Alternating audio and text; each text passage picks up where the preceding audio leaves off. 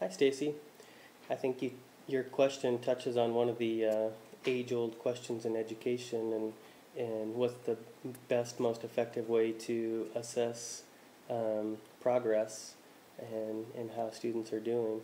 Um, lots of debate on this, and you can get into the uh, formative versus summative assessments, and how that all works, and the combination of those two, and when you should do them, and things like that.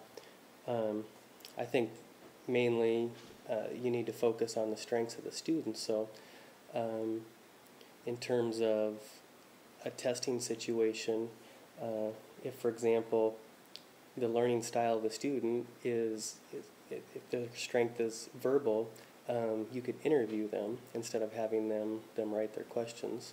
And so you really have to know your student and figure out where they're most comfortable, and then use that as your testing method.